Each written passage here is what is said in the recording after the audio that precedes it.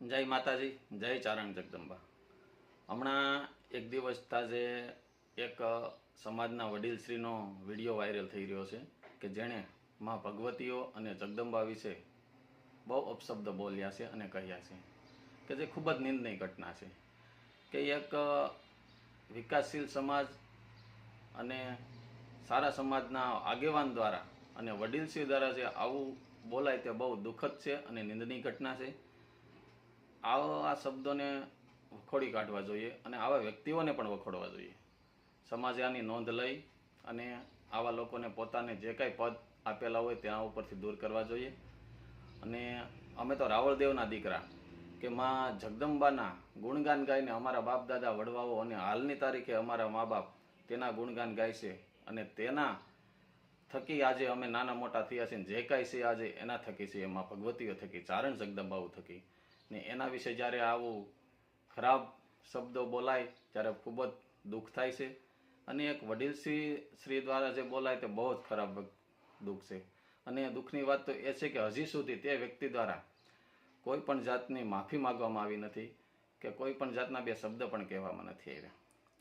એટલે આહિર સમાજને નમ્ર વિનંતી કે આવા લોકોને સમાજમાંથી બહિષ્કાર કરવો જોઈએ કે જેના થકી સમાજમાં પણ દુઃખ થાય અને અન્ય સમાજને પણ તકલીફ ઊભી થાય અને ખાસ કરીને તો હિન્દુ ધર્મને માં જે તકલીફ પડે તેવા આવા અમુક લોકોને સમાજમાં ન રાખવા જોઈએ જેના થકી બે સમાજ વચ્ચે કલહ ઉત્પન્ન થાય।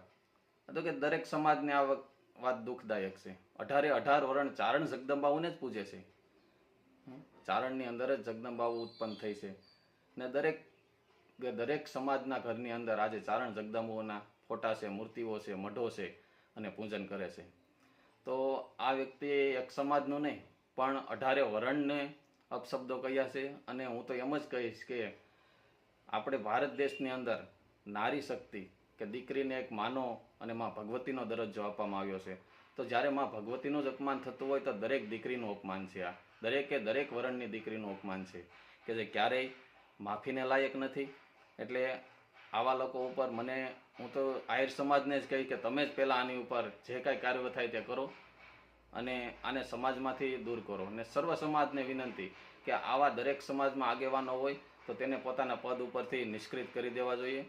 પછી કોઈ પણને આગેવાન બનાવો તો રૂપિયા થકી ન બનાવો, તેના સંસ્કાર જોઈને બનાવો, સમાજ પ્રત્યેની લાગણી જોઈને બનાવો, હિન્દુ ધર્મ પ્રત્યેની લાગણી જોઈને બનાવો।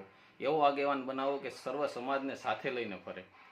એવો આગેવાન ન બનાવો કે પોતાને પ્રતિષ્ઠાના મોહમાં અને અભિમાનમાં ન બોલવાનું બોલે। એટલે આ ઘટના છે તે નિંદનીય છે ને એક રાવળદેવ સમાજના દીકરા તરીકે હું આને વખોડું છું અને ખૂબ જ દુઃખદાયક ઘટના છે। એટલે આ વ્યક્તિને માફીને લાયક નથી। જેમ બને તેમ સમાજ આની ઉપર એક્શન લે, આહિર સમાજ આની ઉપર જે કાંઈ કરવું પડે એ કરે અને આને બહિષ્કાર કરે। બસ એ જ પ્રાર્થના। જય માતાજી।